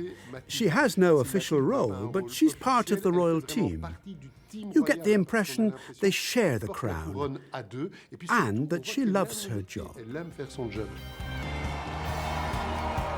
A new chapter in the history of Belgium, exactly 182 years to the day after a German prince from Upper Franconia became the first king of the Belgians. In the royal palace in Brussels, traces of their German ancestry are everywhere. Today, Queen Mathilde is the lady of the house. She receives us exclusively. Bonjour, madame. Bonjour, majesté. Nous sommes enchantés de... I'm pleased to welcome you here to the Royal Palace of Brussels. De Bruxelles, notre premier roi, le roi des Belges. The Queen also shows us the German ancestors in the Coburg Salon. Knowing the family tree is part of her job description. Le prince Léopold, dans sa première... En 1831, il est devenu... In 1831, King Leopold became the first king of Belgium. He married Princess Louise Marie of Orléans, daughter of the French King Louis-Philippe. De Louis-Philippe, roi des Français. Ses deux parents... These are his parents, Francis, Duke of Saxe-Coburg-Saalfeld, and his wife, Princess Reuss. Thanks to some strategic marriages, the Coburg family rose to become the most important dynasty in Europe, not least through the marriage of Leopold's nephew Albert to the British Queen Victoria. We all know the rest of the story. They had a happy marriage with many children who in turn were married into the European royal families. There's one painting the Queen particularly likes. The painting that you see here is said to have been made by Leopold I. It shows an imaginary city. Leopold was talented and liked to paint, and this talent has continued into our family. My husband is a very talented painter. I can't help but be subjective, of course, but I love the way he paints. Mathilde is the first Belgian queen to really be from Belgium. Born in 1973 as Mathilde Dudecum d'Acoz, she grew up in a castle in Wallonia. Her father was part of the Belgian nobility. Her mother is a Polish countess.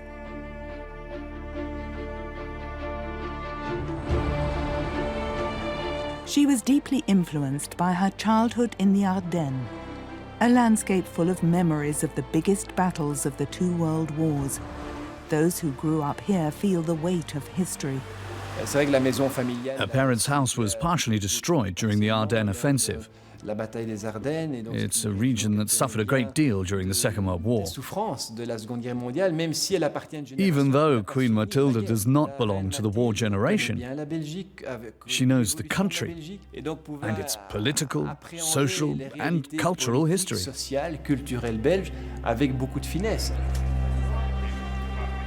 During the First World War, Flanders was one giant battlefield. Meningate in Flemish Ypres has held a commemoration for the victims of the war every evening since 1924.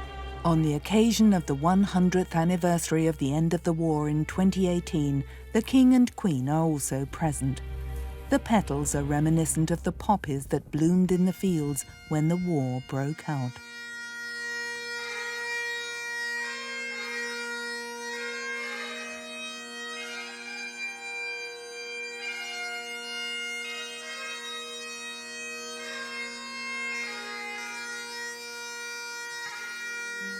Hundreds of thousands died here, a seminal catastrophe for the Belgians and the world.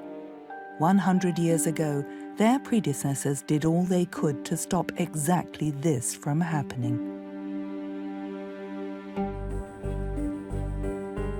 Brussels, 1914. At the beginning of the First World War, Germany is about to march into France, including through neutral Belgium. In the royal palace, Albert I reigns. His wife, Elisabeth, is originally from Bavaria, a niece of Empress Sissi. One from the House of Wittelsbach, the other from the House of Saxe-Coburg. Despite their German descent, they are Belgians and want to defend Belgian neutrality and thereby prevent the war. For Albert and Elizabeth, a war is inconceivable. And that is why they write to the German emperor in German. Your Majesty and dear cousin, Belgium has been independent for over 80 years, and our country has scrupulously observed its international obligations. Your Majesty has given us the assurance to respect the neutrality of Belgium. With this trust, I always remain your loyal cousin, Albert. Just imagine it. They're in the royal palace. Albert writing the letter and Elizabeth using a dictionary to make sure they find exactly the right words to help maintain the peace. In vain. On the 4th of August 1914, German soldiers march into Belgium. They occupy Brussels on the 20th of August. King Albert and his soldiers had left the city 3 days earlier, withdrawing to the Belgian coast. Queen Elizabeth accompanies him and his troops, an unusual decision at that time. They defied conventions, like, for example, the tradition of speaking in the third person about the Queen or the King. Instead, he used to say, my wife, and she spoke of my husband. Those are little things that show that the two were really a great couple. She never left a trace of a doubt as to which side she was on. Depan. Here, the Belgian army claims a small territory. Just 12 kilometers behind the front line, a military hospital is built. Queen Elizabeth sends her 3 children to England. She visits the wounded almost every day. Not everyone approves. People think, oh yes, that would have been very well seen by the public. This was not the case. In these times, being a nurse for somebody from that level was really not seen. And that was the kind of sign she gave. Let's be involved. And then in her footsteps, a lot of aristocratic ladies and also of the more burgerliche families joined her. Her reputation precedes her in Belgium, even today. The royal nurse. Queen Mathilde also holds her predecessor in high regard, and her practicality. Elisabeth, très tôt, avait un sens pour tout le médical. Elizabeth had a good understanding of the world of medicine. Why? Because her father was an ophthalmologist. She had a big influence on the Belgian royal family. Here you can see a bust of her on the fireplace. She died in 1965. My husband still has a vague memory of her, and she lives on in our memories because our daughter carries her name, Elizabeth. It's a name that we both like very much, my husband and I.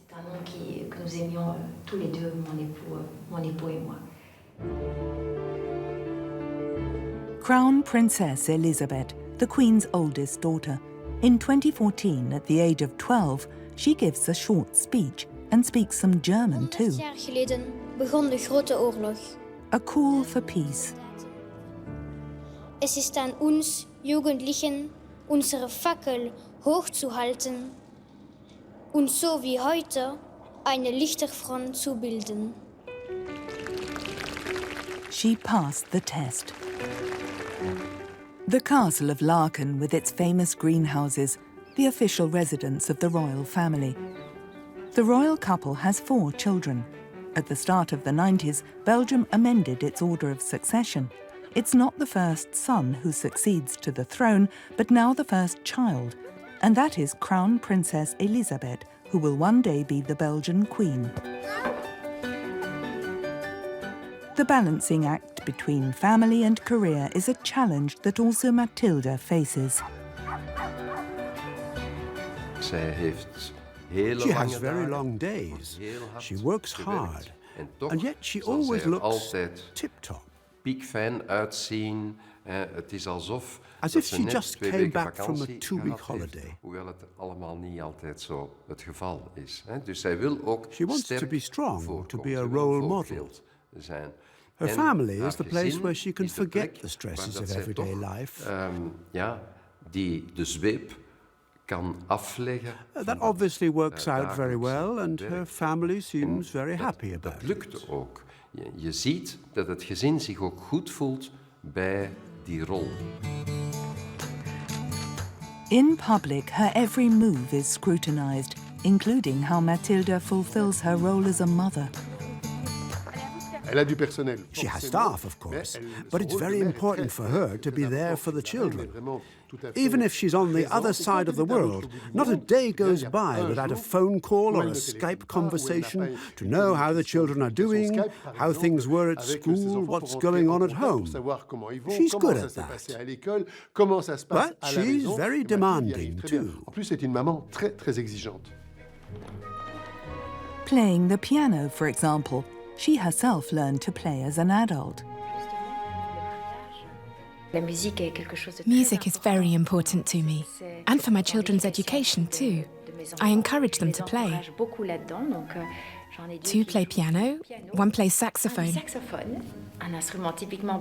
A typical Belgian instrument, and the youngest plays the violin. Tradition and modernity. No one escapes the Queen's passion for music. She takes everyone out for concerts, kids and grown-ups alike, and royal colleagues like Maxima. The Queen Elizabeth competition, named after Elizabeth of Bavaria. Mathilde is honorary president. The Queen is not governing. In French they say, le roi règne mais ne gouverne pas. He reigns but doesn't govern. In our case, of course, we, with the Executive Committee and the Council, we are leading.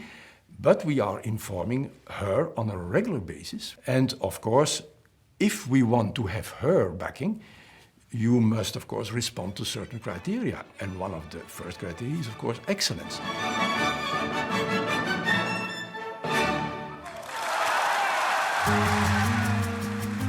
When it comes to music, in the royal house, Mathilde calls the tune. I took over the role in 2014. It's a job that's very important to me. Supporting all of those talented young people who dedicate all of their love to music. I go there as often as I can. I love to discover new talents too. Tous ces talents, voilà.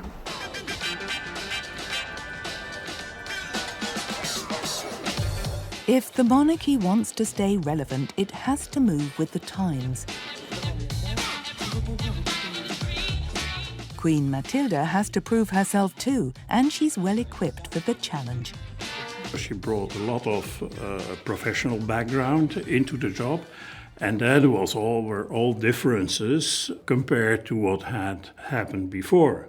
When she goes out in the field, she's very much involved. She believes in what she's doing, and if she does something, she wants to do it 100%.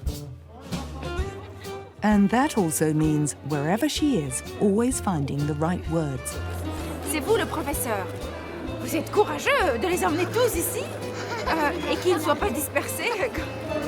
C'est votre première expérience ici? Bonjour. When visiting the Brussels Book Fair, the Queen has to maneuver between the national languages.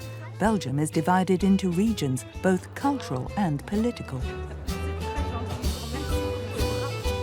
There are nearly 6 million Flemings, compared to around 4 million French-speaking Walloons. Brussels is bilingual, while in the east they also speak German. The German minority in Belgium, the East Belgians, are the most loyal Belgians of all because the East Belgians are very united in supporting Belgium, the country of Belgium. And the royal couple is, of course, the symbol of this country. The royal family seeks balance and stands for unity, but they're called upon daily to prove that their work benefits the country. Belgium is still relatively young, founded in 1830. At that time, world politics was controlled by monarchies.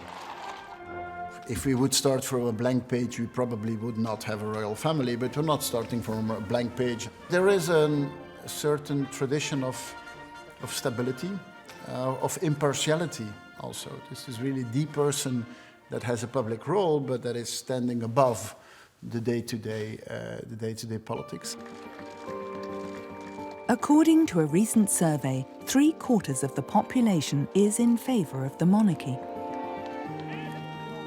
And for the doubters, the king has his wife. I knew that the person is really a Flemish nationalist. The CEO is, and he really is not a fan of the royal family. And she really captured the hearts of everyone. Because how well she had studied his organization, but also how open-minded she is and so on. And I talked to the CEO afterwards, and I asked, so, what did you think? And he said, well, yeah, maybe I might change my mind. I really am a Flemish nationalist, and I really didn't see the benefit of a royal family, but she's extremely good. For 20 years now, she has stood at the side of the Belgian king. But nobody knows how it all began.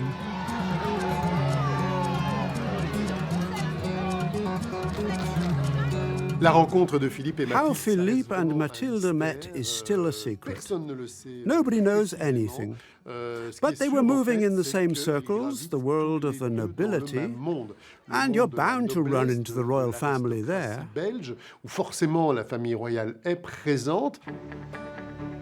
Mathilde first studied speech therapy in Brussels, then psychology at the Catholic University of Louvain.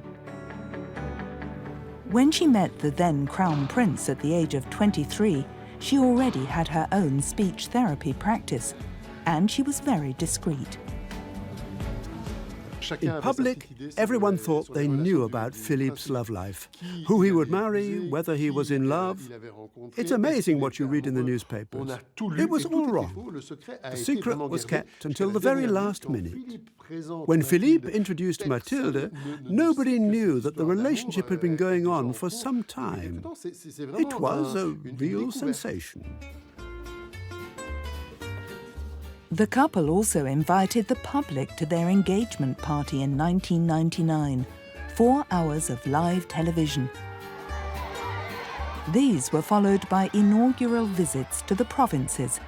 It was a test for the future bride.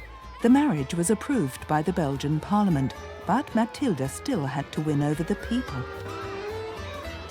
The tour was a boost for the monarchy's popularity.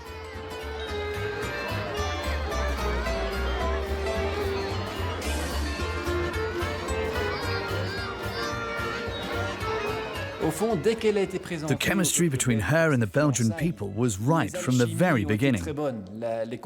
Some commentators spoke of a Mathilde mania. For the king, it's a real trump card to have such a popular queen at his side, one who has such a natural way with people. On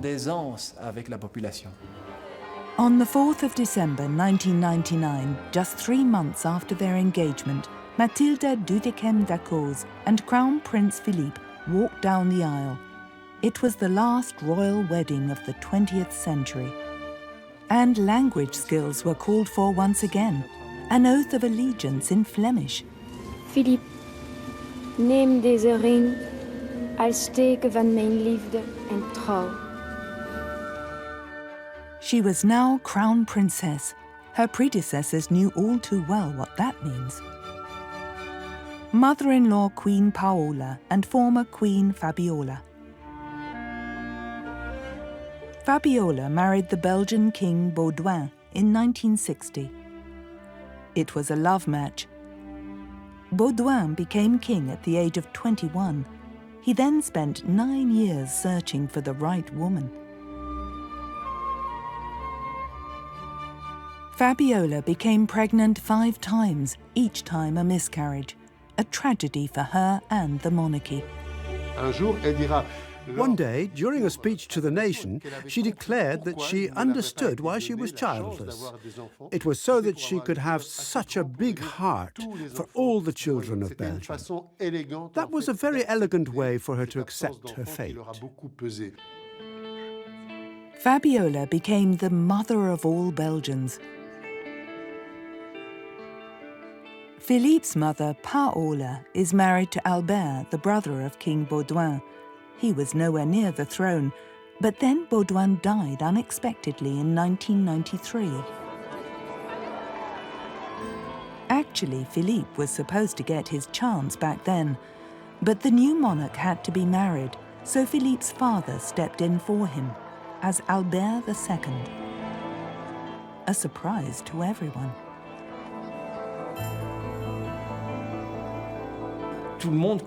Even the former Prime Minister was sure that Philippe would succeed King Baudouin. And Paola, too, never expected to become queen. She didn't want to. She didn't want all of the duties that came with the job. But when Paola did become queen, she came to terms with it.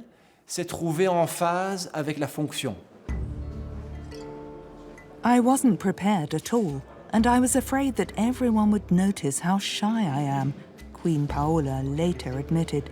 But the new responsibility also had its advantages. Paola and Albert had gone through a long, difficult phase in their relationship and were on the verge of divorce. But they found each other again. They love each other. They are close, and as queen, Paola could play a supporting role to Albert, as well as having her own duties too. Public pressure forced her to act. Belgium was shaken by a child abuser scandal in the middle of the 90s. The Dutroux case, a brutal serial killer who imprisoned and abused girls between the ages of 8 and 19. 4 died, only 2 survived. The failure of the authorities led to a national crisis. The Dutroux affected the whole of Belgium. Queen Paula and King Albert, they came back from holidays when the bodies of the little girls, the missing girls, were found, to receive the parents, to listen to them. It was very important that also the Queen and the King felt really, really concerned, and they showed real compassion for, of course, for the children, but also for their parents and for their family members. The Child Focus Foundation for Missing and Sexually Exploited Children was set up. Their hotline advises victims and relatives and supports them with education and prevention. Queen Paola became its patron.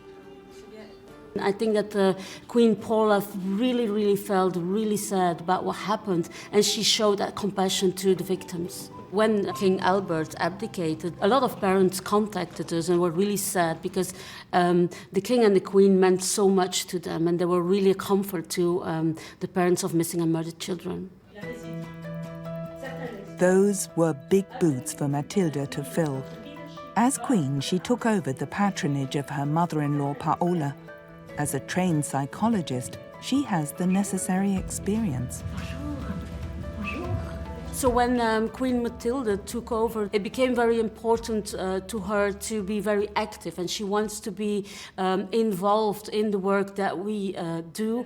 She's very interested in all that we do online. Of course, Queen Mathilde is a mother of young children, teenagers herself, which makes it, of course, as a psychologist, also very interesting to her, and she also knows very well how to deal with victims, for instance, or how to address them.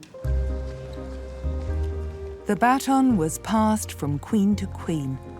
At his abdication in July 2013, King Albert thanked his wife Paola. Queen Paola has always supported me in my work over the past 20 years. For that, I thank her very much. Merci et un gros kiss. Now Mathilde is Belgium's new queen. For her, this is a huge moment. And for her dressmaker too.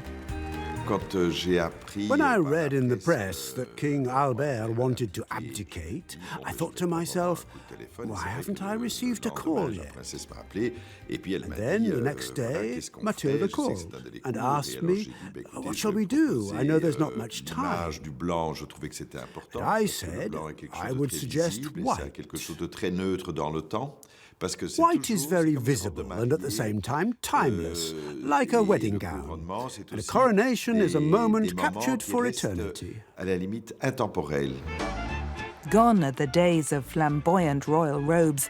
Today the motto is attract attention without being obtrusive, find the right thing for every occasion. When it comes to doing this, Vermeulen is a true master. He has been advising the Queen since 1999. At the beginning of each session, the Queen comes to see the new collection. Together with her secretary, we then look through the official diary, the state visits, for example. We put something together twice a year, depending on the occasion and the trip.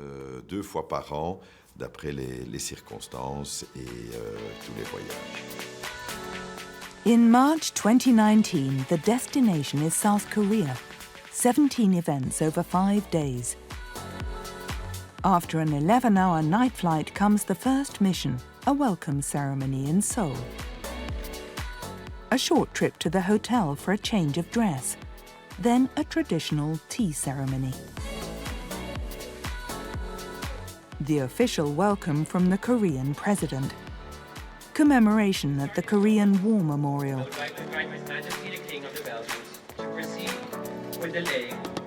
A visit to a masterclass.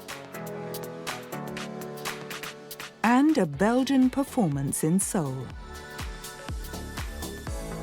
And then come the international matters, UNICEF, climate change.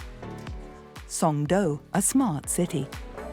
And in between, a meeting with former UN Secretary-General Ban Ki-moon. He persuaded her to become UN advocate.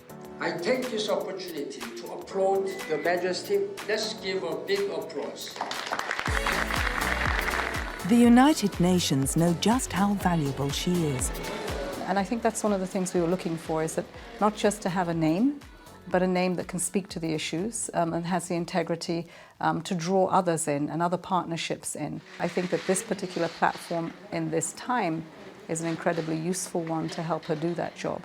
I'm sure she will have many more platforms that she will be asked to serve on because she delivers.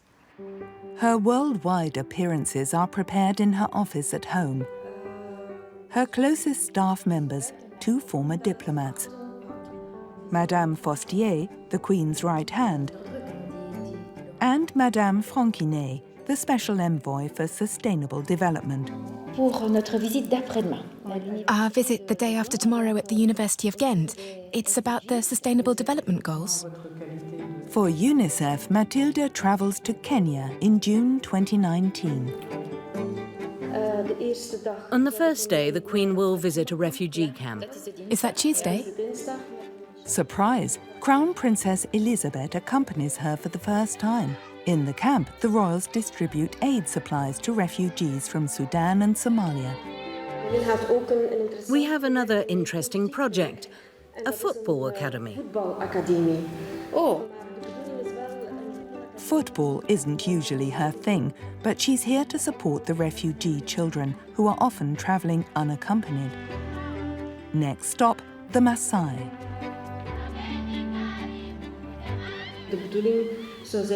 The idea of this visit is for the Queen to talk to the village elders. She wants to support authorities that are working for the rights of children and women. The education of girls, she says, has a direct influence on families and their environments.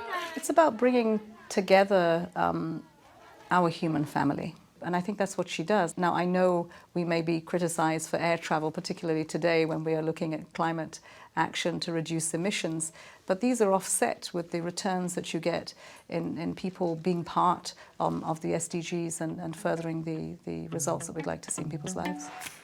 The Queen must not get in the way of politics. Expressing a political opinion is not allowed. That is the responsibility of the government. Deputy Prime Minister De Croo is also Minister for Development Cooperation. Sometimes he accompanies the Queen, even if hardly anyone notices.